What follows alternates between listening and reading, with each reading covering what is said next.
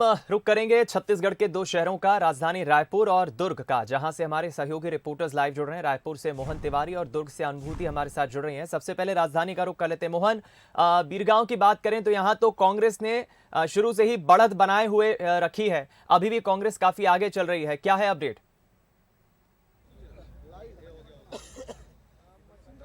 देखिए, अब मतगणना पूरी तरीके से खत्म हो गई है। मतगणना खत्म होने के बाद परिणाम की घोषणा कर दी गई है और जैसा कि मैं बार बार बता रहा हूं कि यहां पर अब अंतिम परिणाम की घोषणा जो हुई है उसके अनुसार कांग्रेस को 19 पार्षदों की जीत मिली है, वहीं बीजेपी को 10 पार्षदों की जीत मिली है। हमारे साथ वो दोनों दिग्गज मौजूद हैं जिन्होंने इस पूरे चुनाव का संचालन किया। पार्षदों को की जीत में इनकी अहम भूमिका रही। हमारे साथ शहर जिला अध्यक्ष भाजपा के श्रीचंद सुंदरानी जी हैं और पंकज शर्मा जी जो पहले जिला अध्यक्ष थे, अभी जिला सहकारी बैंक के अध्यक्ष भी हैं। पहले पंकज जी से जानते हैं। पंकज जी, एक बड़ी जीत तो मिली है, लेकिन इस जीत ने जो बहुमत का आंकड़ा है वो नहीं छुआ है, कहीं कुछ कमी रह गई? देखिए, 19 सीटें जीतने के बाद आप इसको नहीं कह सकते कि बड़ी जीत नहीं है। जनादेश हमको मिला है। भाजपा पार्टी वो भी 14 से 10 में सिमट गई है। जोगी जनता पार्टी जो 40 सीटों का दावा करती थी वो भी 5 पर सिमट गई है। कहीं ना कहीं कांग्रेस को जनादेश मिला है और हम निश्चित रूप से उस आंकड़े के बहुत करीब हैं जिसमें महापौर कांग्रेस का बनेगा। अजय चंद्राकर जी ने कहा था कि सत्यनारायण जी की कथा चल रही है, तो सत्यनारायण जी की कथा का प्रसाद हम कांग्रेस का महापौर बनाकर उनको देंगे।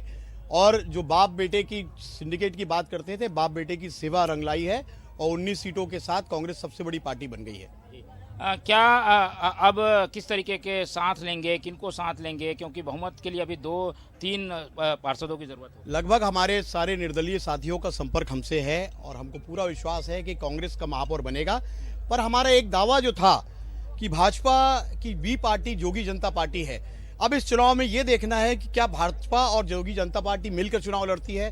अगर वो मिलकर लड़ती है तो वो हमारा दावा बिल्कुल सही हो जाएगा कि अमित जोगी की पार्टी भाजपा की बी पार्टी है और इस चुनाव से ये प्रमाणित हो जाएगा कि उनकी बी पार्टी है जब वो मिलकर चुनाव लड़ेंगे। ये क्योंकि त्रिकोणीय मुकाबला झेलना पड़ा इसलिए कांग्रेस की सीटें कम आई, ये माने क्या? देखिए, हम लोग 23 से 19 पर आ गए हैं। 4 सीटों का हमको नुकसान हुआ है। स्थानीय एंटी इनकम्बेंसी भी बहुत बड़ा मुद्दा, बहुत बड़ा इशू होता है। कहीं न कहीं चूक रही होगी, हम उस पर समीक्षा करेंगे।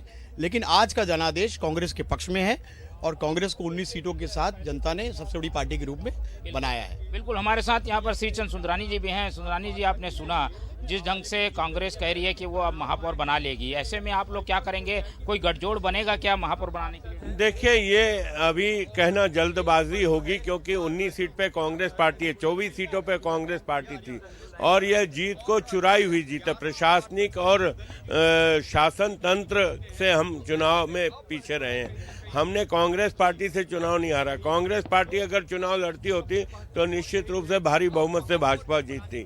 और जहां तक महापौर के बनाने की बात आएगी, अगर कोई संभावना होगी गैर कांग्रेसी महापौर बनने का तो भारतीय जनता पार्टी इसमें भूमिका निभाएगी। तीसरा दल आपको नुकसान पहुंचाता हुआ दिखा है क्या? तीसरा दल की उपस्थिति है आपकी कम सीटों का कारण? निश्चित रूप से वोट कटिंग। दूसरा, मैंने कहा कि प्रशासन तंत्र, 11 नंबर वार्ड की सील टूटी पाई गई, 22 नंबर वार्ड की सील टूटी पाई गई।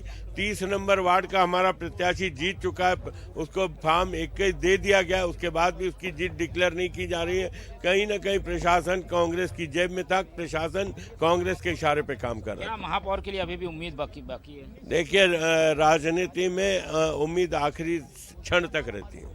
बिल्कुल, तो ये भाजपा का कहना है। हालांकि भाजपा के केवल 10 पार्षद जीत कर आए हैं और बहुमत के लिए 22 या 21 का आंकड़ा जरूरी है, लेकिन निर्दलीय और जनता कांग्रेस जोगी अगर मिल जाए तो ये आंकड़ा पाया जा सकता है। तो इसी उम्मीद के साथ बीजेपी ने इस बात का शगुफा छोड़ा है कि अंतिम समय तक उम्मीद बनी रहती है। हालांकि कांग्रेस को केवल 3 पार्षदों की जरूरत है। निर्दलियों से इसकी पूर्ति करके महापौर बनाने का दावा कांग्रेस कर रही है, लेकिन बीरगांव का जो जनादेश है वो इस तरीके से बिखरा हुआ दिखाई दे रहा है बहुमत के आंकड़े से। हालांकि बड़ी पार्टी के रूप में कांग्रेस उभरी है, लेकिन अभी दूर है।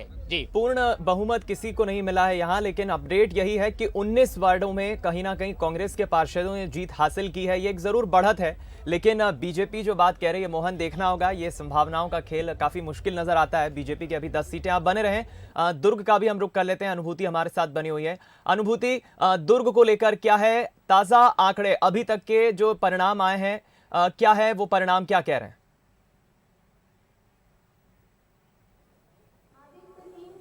देखिए, मैं आपको बता दूं, रिसाली नगर निगम की मैं बात करती हूं तो देखिए जैसे जैसे अब दिन ढल रहा है, अब परिणाम और रुझान दोनों ही सामने आने लगे हैं। जिस तरह से पहले ये कयास लगाया जा रहा था कि एक तरफा कांग्रेस जीतेगी, रिसाली कांग्रेस का गढ़ भी माना जाता है, गृह मंत्री ताम्रध्वज साहू की देन है रिसाली नगर निगम, और यहाँ पर पहली बार नगरीय निकाय चुनाव हो रहे हैं। 100 करोड़ के विकास कार्य पिछले एक साल में हुए थे, तो ये अंदाजा लगाया जा रहा था कि यहाँ पर कांग्रेस एक तरफा जीतेगी। लेकिन अब जब आधी काउंटिंग हो चुकी है और जो रुझान सामने आ रहे हैं वो चौंकाने वाले हैं। दरअसल यहाँ पर नेक टू नेक फाइट चल रही है।